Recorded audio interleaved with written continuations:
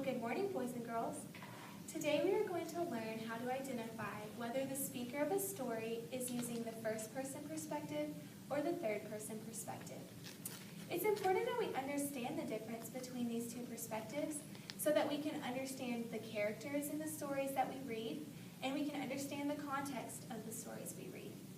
This will also better help us to communicate with people when we're speaking and telling them stories, or when we write stories in our journal time. In stories, first-person perspective can be identified with several keywords. Today we're going to look at just a few of these keywords, such as I, me, and mine. First-person stories are stories that people are telling about themselves. For example, if I were to tell you a story from the first-person perspective, I would tell you a story about my favorite fruit at the grocery store. My favorite fruit is a peach. I love peaches. Peaches are the perfect fruit for me. That's an example of a story told from the first-person perspective because it was a story I told about something that I really enjoy. Third-person perspective can be identified by several keywords too. Some of these keywords are he and she, him and her, it, they, and them. Now, third-person stories are told about other people. So if we were to tell a story about our brother or sister, a mom or dad, or our best friends. So if I were to give you an example of a third-person story, I could tell you about my mom's favorite fruit at the grocery store. My mom's favorite fruit at the grocery store is an orange. She loves oranges. Her favorite fruit is an orange, and she loves them. This is an example of a story told from a third-person perspective because I was telling the story about my mom. I told two very similar stories, and I was the speaker in both stories, but I told them both from a different perspective. To better help us understand the difference between these two perspectives, we're going to read two of our favorite books that our class loves. Now, we've read them both before, but we're going to read a few pages from each to understand the key words in the first and third-person perspectives. The True Story of the Three Little Pigs is a great example of a first-person perspective story. This is because it is the story of the three little pigs, but it's told from the wolf's perspective. He's telling the story about himself. So, as I read the story, I'm going to have you raise your hand if you can hear a key word.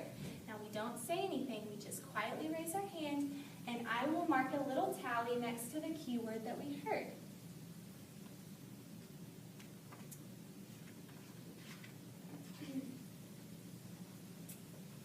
Everybody knows the story of the three little pigs, or at least they think they do, but I'll let you in on a little secret.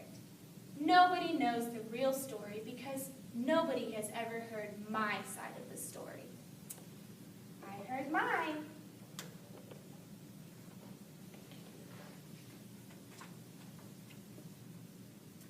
I'm the wolf, Alexander T. Wolf. You can call me Al. I don't know how this whole big bad wolf thing got started, but it's all wrong. I heard I. Maybe it's because of our diet. Hey, it's not my fault wolves eat cute little animals like bunnies and sheep and pigs.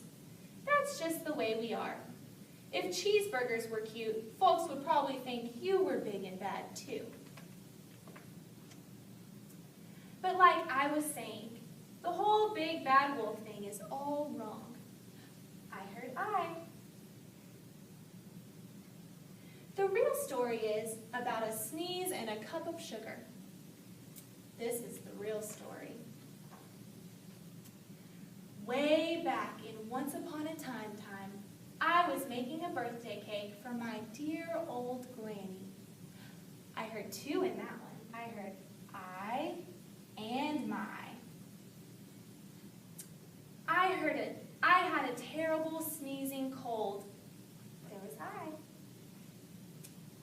I ran out of sugar. There's another I. We're hearing a lot of our key words, aren't we? So I walked down the street to ask my neighbor for a cup of sugar. I heard two in that. I and my. Now this neighbor was a pig, and he wasn't too bright either. He had built his whole house out of straw. Can you believe it? I mean, who in his right mind would build a house of straw? I heard I.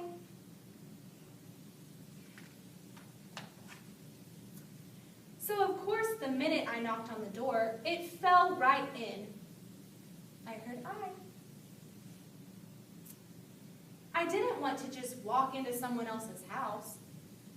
I again. Wow, we're hearing a lot of our key words. So I called, little pig, are you in?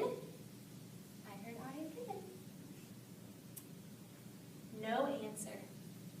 I was just about to go home without the cup of sugar for my dear old granny's birthday cake. There was two. I heard I and I heard mine.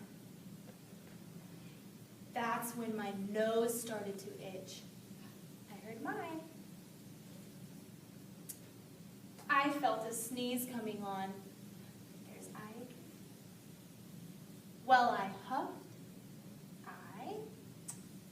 and I snuffed.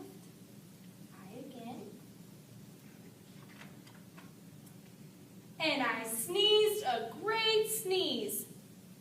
I again.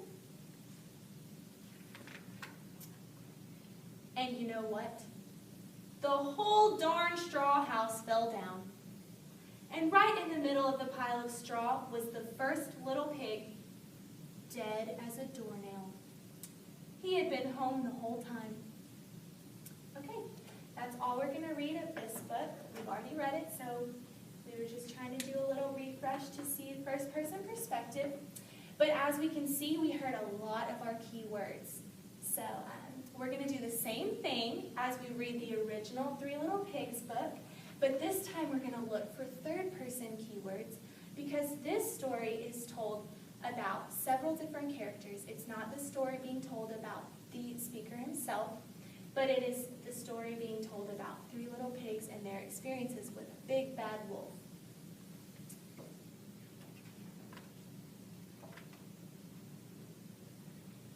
Once upon a time, an old mother pig sent her three little pigs out into the world to seek their fortune.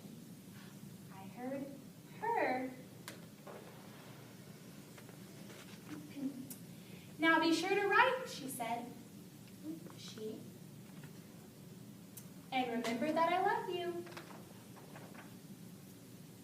The first little pig met a man with a load of straw. I know, said the little pig. I'll buy your straw and build a house. That's not a good idea, said the man. Mind your own business, thank you, said the little pig. And he bought the straw and set about building a house. I heard he. It took him no time at all. I heard him.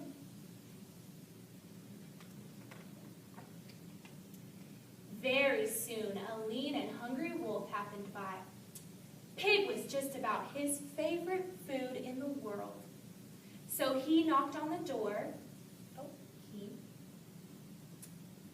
and said, little pig, let me come in. To which the little pig replied, no, no, no, not by the hair of my chinny chin chin.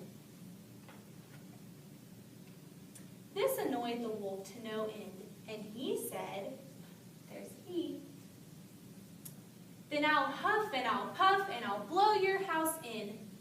Go right ahead, said the little pig. So the wolf huffed and he puffed and he blew the house in. I heard he twice in that one. And he gobbled up the little pig. There's he again.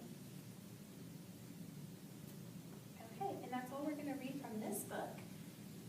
Now, we didn't hear it, there, them this time, but if we kept reading both of our books, I'm sure we would have heard more of our key words. But this is a perfect example of a third-person book because we heard several of our key words and we only read a few pages. So, Now that we have learned how to accurately identify the difference between first and third person, and we've learned some key words that will help us identify these things, we can use this in our own independent reading time when we read our books. I would like you all to try and decide which perspective your story in your book is being told from.